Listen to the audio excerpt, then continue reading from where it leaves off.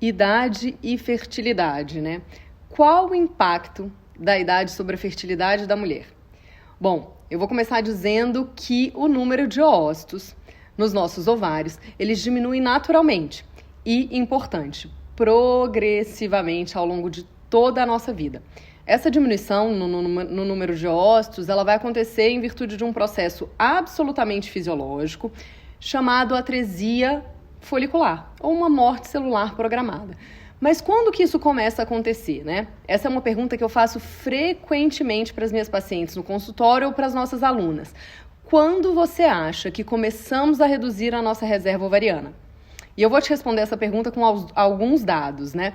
O número de óvulo máximo que iremos ter ao longo das nossas vidas é em torno de 6 a 7 milhões e ele vai acontecer quando ainda estamos na barriga das nossas mães, lá por volta da 20ª semana de gestação.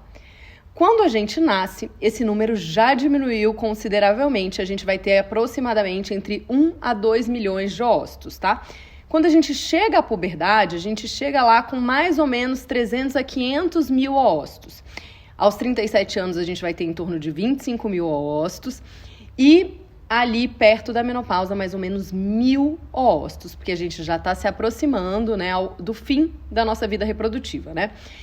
A gente gosta de usar uma analogia para explicar a reserva ovariana, que é a analogia de um banco. Um banco que tem a peculiaridade de podermos apenas fazer retiradas e não podemos fazer depósitos, tá? Se ao longo das nossas vidas estes saques, né, essas retiradas forem organizadas e programadas, essa reserva ela se esgota no momento esperado, tá? Agora, se a gente fizer retiradas de maneira desordenada, a gente pode e vai esgotar a nossa poupança antes da hora. E é exatamente assim que funciona a nossa reserva oocitária. A gente sabe hoje que fatores ambientais, doenças e hábitos de vida desregrados podem afetar de forma negativa esse pool folicular. Agora, olha o seguinte, em conjunto com a nossa reserva ovariana, né, a nossa fecundidade ou o nosso potencial reprodutivo também vai diminuindo gradativamente. A gente sabe que o potencial reprodutivo da mulher, ele está intimamente ou estritamente, né, dependente da idade dela. E que se a gente puder falar de um pico de fecundidade, ele vai acontecer lá em torno de 20 anos e ele vai começar a declinar na 3ª e 4ª décadas de vida, diminuindo acentuadamente após 35 anos de idade. À medida que essa idade segue avançando, a gente se aproxima da menopausa, que é entendida como esse cessar natural da nossa capacidade reprodutiva, né? Que ocorre ali por volta de 50 anos, tá? De acordo com os trabalhos, né, e o que a gente vê na prática, é que a idade média do último nascimento, né, o termo que eles usam nos estudos, é de 40 anos, numa variedade de população de fertilidade natural. E o início de um período chamado de infertilidade natural pode começar 8 anos antes dessa menopausa, tá?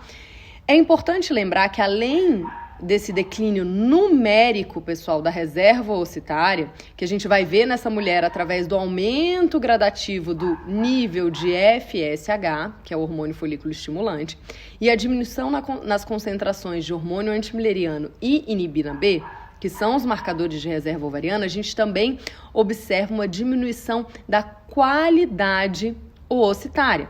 Né? Uma prova que acontece essa diminuição da qualidade oocitária é o aumento da taxa de aneuploidia desse óvulo, tá? A taxa é mais baixa nas mulheres com menos, né, de 35 anos. A gente fala ali entre 53% nesses embriões após 3º dia de fertilização, mas ela vai aumentando para 74% entre 41 e 42 anos e 93% após 42 anos de idade. É por isso que a idade é isoladamente um fator importante e de peso sobre a fertilidade das mulheres. Quando a gente olha os estudos aí extensivamente publicados, a gente confirma que a taxa de gravidez ela vai diminuir sim, progressivamente com o aumento da idade, seja uma gravidez natural ou através dos tratamentos de reprodução humana, tá? Para exemplificar, eu vou trazer dados de um trabalho bem recente que mostrou que a taxa cumulativa de gravidez, né, observada após 12 ciclos de inseminação, ela é de 74% para mulheres com menos de 31 anos, ela vai diminuir para 62% em mulheres de 31 a 35 e para menos de 54% em mulheres com 35 anos. E é exatamente esse movimento, é exatamente essa tendência que a gente observa nos demais trabalhos, né? Agora, olha aqui, um outro detalhe importante que a gente precisa prestar atenção é que, conforme a idade aumenta, o risco dessa mulher ter outros distúrbios que podem afetar de maneira adversa a fertilidade dela também aumenta. Então, essa mulher tem mais risco de ter mioma, ter doença tubária, ter pólipo endometrial, ter endometriose, ter adenomiose, que é uma doença comum nessa terceira e quarta década de vida, ter um endométrio que não responde bem à estimulação hormonal. Tudo isso, todos esses riscos aumentam com a idade. Além do que, uma condição inadequada de saúde geral também. Essa mulher tem mais chance de ter doenças crônicas, doenças cardiovasculares, doenças metabólicas. Então, tudo isso precisa ser considerado.